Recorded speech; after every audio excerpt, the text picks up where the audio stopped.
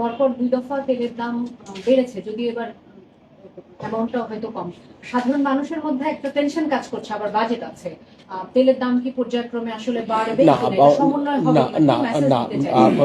খুব স্পষ্ট করে বলতে পারি যে আমরা তো আশাবাদী যে মিডল ইস্ট ক্রাইসিস অচিরেই রিজলভ হবে, এবং আমি খুব দায়িত্ব নিয়েই বলতে পারি যদি গ্লোবাল প্রাইস মানে শার্পলি ডিক্লাইন করে আমরাও খুব শার্পলি এটা অ্যাডজাস্ট করবার চেষ্টা করব।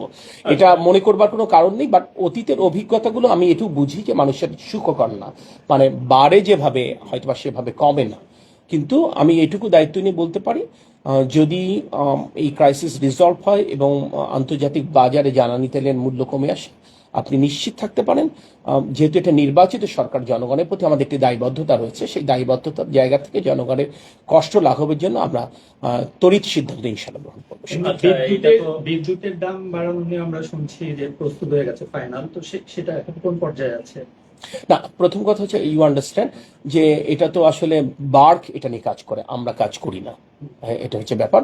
এখানে প্রপোজাল তো অনেক কিছুই থাকতে পারে, কিন্তু দিন শেষে একটা শুনানি হয়, সেই শুনানির পরিপ্রেক্ষিতে এটা এটা চূড়ান্ত হয়।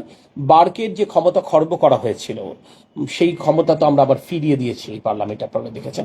So what they are doing till now, কোনো ডিসকাশন আসলে তাদের সাথে আমাদের এখনো পর্যন্ত হয়নি। আচ্ছা, একটা বিষয় বলা হচ্ছে যে সময় ইন্টারন্যাশনাল মার্কেটে 17% দাম ফল করেছে, ওই সময় আপনারা জ্বালানি তেলের মূল্য বাড়িয়েছেন। এটা তো অবশ্যই আপনি বলতেই পারেন, কিন্তু এ কথা তো কেউ বলছে না যে যখন জ্বালানি তেল মূল্য শতভাগ বৃদ্ধি পেয়েছিল তখনও সরকার জ্বালানি তেলের মূল্য বৃদ্ধি করেনি। সো এটা তো আপনি নিজে বুঝবেন, সরকার এটা তো একটা বাজেট ব্যবস্থাপনা আছে, তো সরকার এটা যখন সুযোগ পাবে এটা তো কিছুটা হলে সমন্বয় করতে হবে, তা নাহলে আপনি যে সোশ্যাল সেফটি নেটে আপনি যে কিভাবে কাভার করবেন। আজকে আমরা বলছি যে আমরা স্বাস্থ্য খাতে বাজেট বরাদ্দ বাড়াতে চাই, আমরা বলছি শিক্ষা খাতে আমরা বাজেট বরাদ্দ করতে চাই, আমরা যে অসচ্ছল পরিবারগুলোকে আমরা ফ্যামিলি কার্ড দিতে চাই, আমরা যে কৃষকদেরকে ফার্মার্স কার্ডের আওতায় আনতে চাই।